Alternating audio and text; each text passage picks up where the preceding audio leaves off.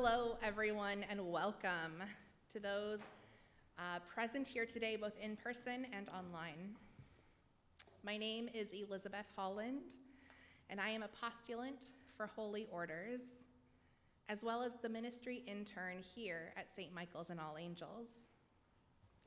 This past January, I went on a pilgrimage to the Holy Land, to both Israel and Palestine.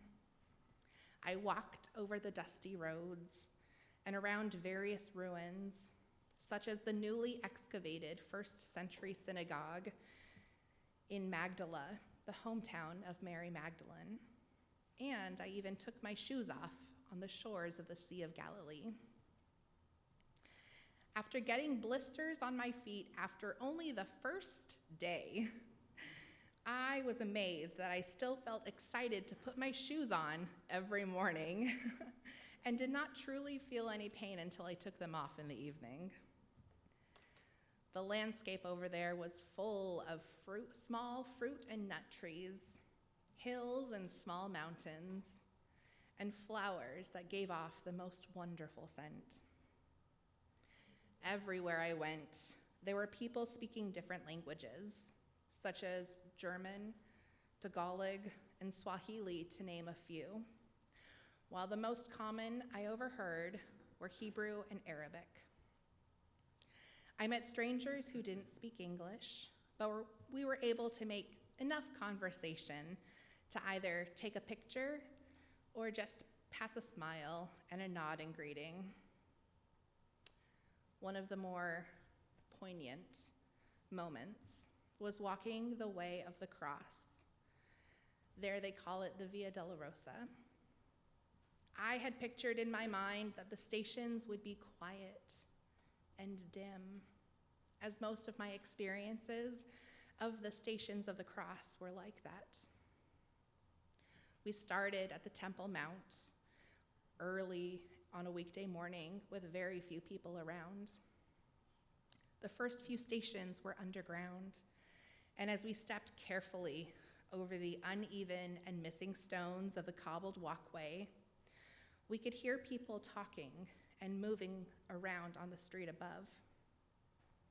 As we left the underground area and entered Old Jerusalem, we encountered people talking loudly over each other, and we suddenly had to move through crowds of people on narrow streets. The noise, laughter, and yelling of a regular day in a city was jarring and distracting.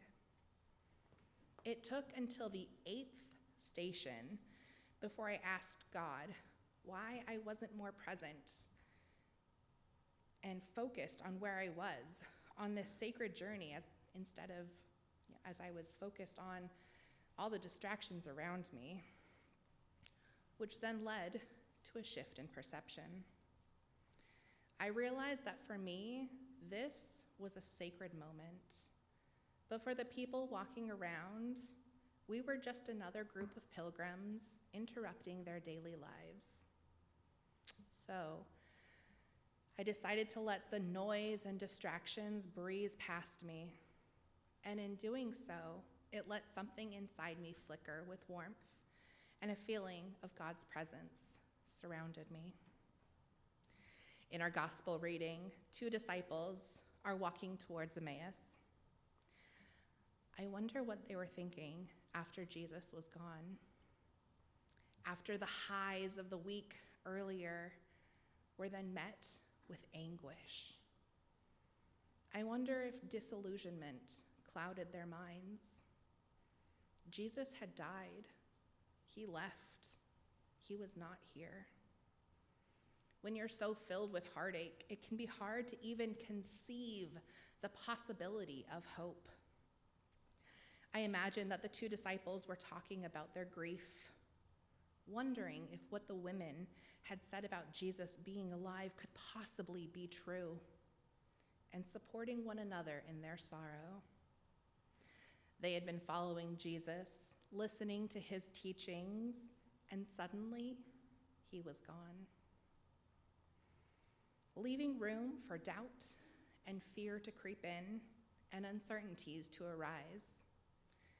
How often do we find ourselves faced with a dilemma, an uncertainty, and suddenly we ourselves are lost or feel alone, even with friends all around us? Sometimes we need something outside of our own heads, guiding us or showing us that we are not alone. The things that I saw and noticed on the pilgrimage to the Holy Land showed me God's love and that we are not forgotten or alone. God is with us, moving through us, even when we do not see him. In Bethlehem, I met Daoud, a Palestinian Christian from Tent of Nations. Their mission is to build a bridge of peaceful connection between people, as well as strengthen the connection between the people and the land. He and his family run an empowerment program for women and children from the Bethlehem area, and they also help the oppressed and the marginalized to realize that they are powerful and that they can do something positive even if they have to live under difficult conditions. Daoud told us that even when he is attacked, when people destroy his land and his trees, when his body is weak, he knows that he is not alone. It can be hard to have faith amidst devastation, but we can be both heartbroken and have faith. We can be angry and still have God's love. The two disciples were kept from recognizing Jesus. I wonder why. Was it because they had doubts? Was it because they were not yet ready to see him? How often in our lives are we not able to see that God is right here? It is easy to be so preoccupied as we live in our own difficulties and challenges that we can easily be kept from seeing God. Sometimes we just need to yell or to cry or to say, "Help me, I am lost." This does not mean that you are alone. You can still feel lost and walk with God. When I was in Jerusalem, I met with two members of the parents circle, an Israeli and Palestinian, who shared their personal stories of the deaths of their children and family members in the Israeli-Palestinian conflict.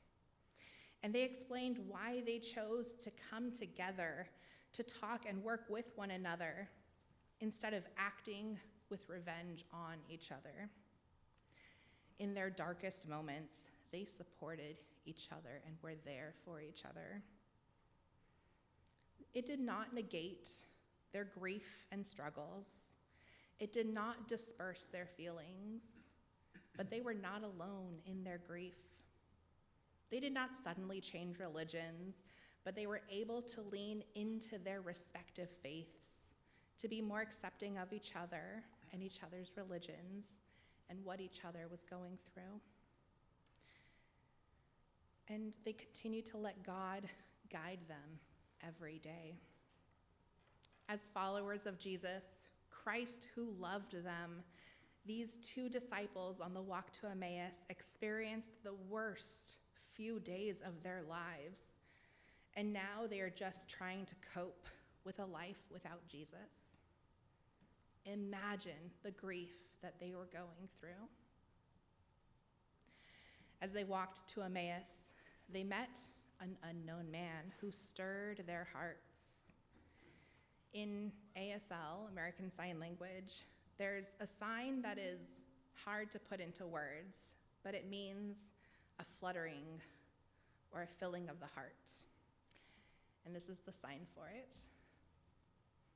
If you put your hand on your heart and you start with your pinky and you end with your pointer finger, you're just gonna move it.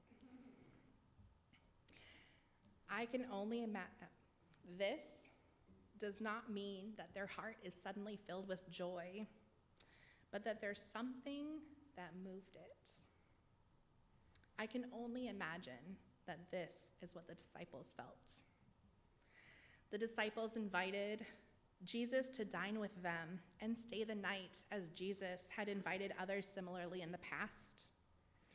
When Jesus was at the table with them, he took bread, gave thanks, broke it, and began to give it to them.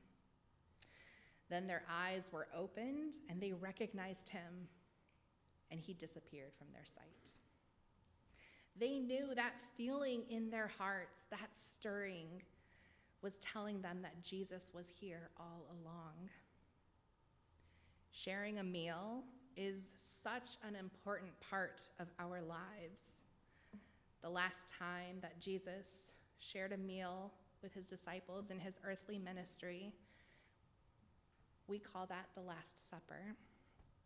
To me, this supper with the two disciples is almost like the first supper. We break bread and share the Eucharist together. We eat with our family and friends. At each of these instances, there is a gathering of community, chatter as we set the table, and a willingness to pause, sit down, and share a part of ourselves with one another. The disciples did not even pause to finish out the evening or their meal, but got up and returned at once to Jerusalem to confirm the news that the women had shared earlier, that it is true, the Lord has risen. How often do we go about our lives not recognizing that God is right here with us? Did we recognize God in the face of the person who just lost their job? In the friend who stayed up with us until 1 a.m. while we grieved a traumatic event? In the hands of the nurse who came to check on us and give you more pain medicine? Looking back, I saw God in both the Palestinian and Israeli people I saw and met in the Holy Land. Our journey is not easy, and often we do not realize who is walking beside us. I invite all of us to be more present in the moment, to pause and breathe deeply. It is not about checking the right boxes or saying the right things to make sure that we look good or pass the faith test. Life sometimes hurts, and when it does, remember that you are loved and you are not alone. Maybe we are all on a walk from Emmaus, traveling with others, which means that we are traveling with Christ. Amen.